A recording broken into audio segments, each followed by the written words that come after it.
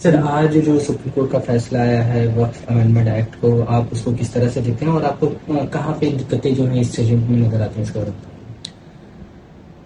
में? सुबह जब सुप्रीम कोर्ट में जजमेंट प्रोनाउंस हुआ था तो उस वक्त जो जो प्रोविजन स्टे किया गया है उसके बारे में कोर्ट ने प्रोनाउंस किया था और उसके बेसिस पर हम लोगों का इनिशियल रिएक्शन आया था।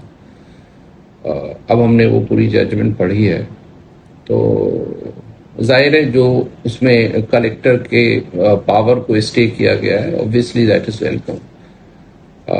उसके अलावा जो और क्रूशियल इश्यूज थे उस पर प्रेमा फेसी फाइंडिंग कोर्ट की आई है और मुझे लगता है कि वो थोड़ा डिस्टर्बिंग है, क्योंकि जो जैसे आर्कियोलॉजिकल सर्वे की प्रॉपर्टीज हैं जो वक्फ हैं इनिशियली और जिसकी मिल्कियत वक्फ की थी, उसको अमेंडमेंट के तहत नॉन वक्फ करने की बात कही गई थी और उसको काफी प्रेस किया गया था।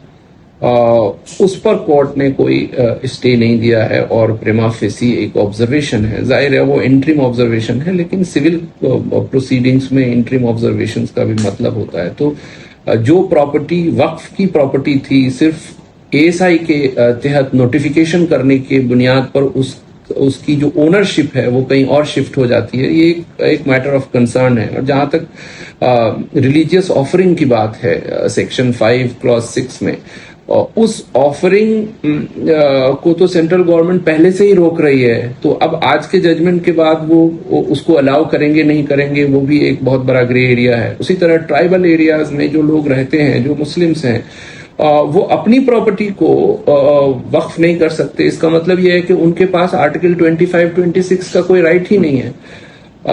उसी तरह से लिमिटेशन एक्ट है। लिमिटेशन एक्ट में अगर ये बात कही गई थी कि लिमिटेशन एक्ट अप्लाई नहीं होगा वक्फ प्रॉपर्टी पे, तो उसका पर्पस ये था कि एक बार जो कोई प्रॉपर्टी वक्फ हो जाती है और उसको कोई दूसरा इंक्रोच करके कब्जा कर लेता है और उस पर 12 साल तक अगर लीगल एक्शन नहीं होता है, जो आमतौर पे वक्फ बोर्ड एक्शन नहीं लेता है या मुतवल्ली नहीं लेता है, तो उस सिचुएशन में लिमिटेशन एक्ट अप्लाई नहीं करेगा।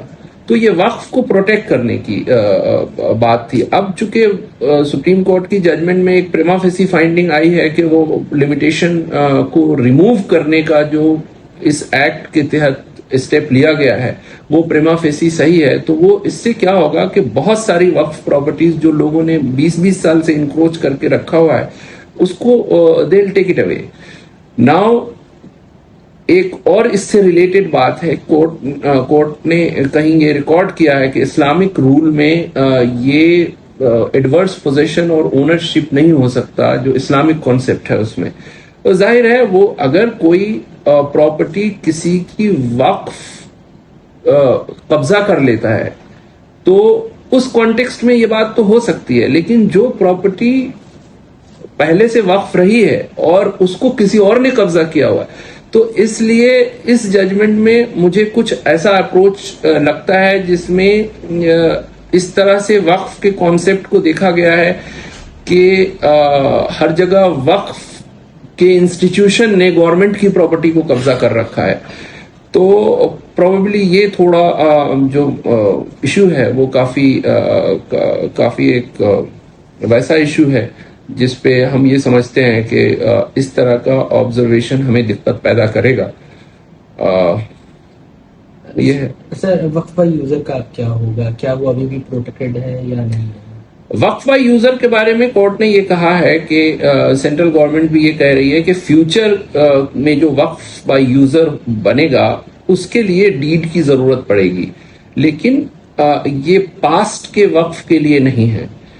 तो उसको हम इस बात से जोड़ेंगे कि जो उम्मीद पोर्टल बनाया गया है उस उम्मीद पोर्टल में इस बात का रिफ्लेक्शन होना चाहिए कि जो पहले से वक्फ बाय यूजर प्रॉपर्टी आती रही हैं उनका इस तरह से पोर्टल में प्रोविजन हो कि उसको इस बात को बगैर इंसिस्ट किए हुए कि ये रजिस्टर्ड है या नहीं है या इसका डीड है या नहीं है, उसको रजिस्टर किया जाए। तो वो एक स्टेप शायद किसी ना किसी स्टेज पर या तो सिस्टम में गवर्नमेंट को लेना पड़ेगा या फिर कोर्ट क्लैरिफाई करेगा या किसी ना किसी तरह से उसको हार्मोनाइज करना पड़ेगा। सर, सुप्रीम कोर्ट ने फैसले में ये भी कहा है कि वक्फ की प्रॉपर्टीज का रजिस्ट्रेशन जो है वो जरूरी होगा और इंक्लूडिंग वक्फ बाय यूजर। तो क्या आपको इसमें कहीं कोई दिक्कत नजर आती है, प्रॉब्लमेटिक लगता है? देखिए, फ्यूचर के वक्फ रजिस्ट्रेशन को as a matter of legislative policy अगर गवर्नमेंट ने कहा है और कोर्ट ने उस पर प्रिमा फेसी फाइंडिंग दिया है कि वो ठीक है, तो वो एक अलग बात है। लेकिन वक्फ बाय यूजर का इस्लामिक जूरिस्प्रूडेंस में एक एस्टैब्लिश्ड कॉन्सेप्ट है जिसको कोर्ट्स ने माना है, बहुत जमाने से माना है। और अभी रिसेंटली 5 साल पहले भी उस पर 5 जजों की जजमेंट है, उसमें उन्होंने कहा कि भाई वक्फ बाय यूजर एक एस्टैब्लिश्ड प्रिंसिपल है। तो वक्फ बाय यूजर को लेजिस्लेटिव प्रोसेस के थ्रू हटाना नहीं चाहिए था, ऐसी हमारी बहस थी। और कोर्ट ने समहाउ एक प्रिमा फेसी फाइंडिंग दिया है कि वो हटाना कोई गलत नहीं है। तो आने वाले वक्फ बाय यूजर के लिए तो ठीक है कि उस पर स्टेप लिया जा सकता है कि आप उसकी वक्फ डीड करके रजिस्टर करा लें। लेकिन जो पास्ट वक्फ है उसके बारे में भी बहुत क्लैरिटी नहीं आ पाई कि उम्मीद पोर्टल पे जो स्टेटमेंट है सेंट्रल गवर्नमेंट का वो रिफ्लेक्ट होना चाहिए। तो वो इस जजमेंट में नहीं है, उसके लिए कुछ स्टेप्स लेने पड़ेंगे।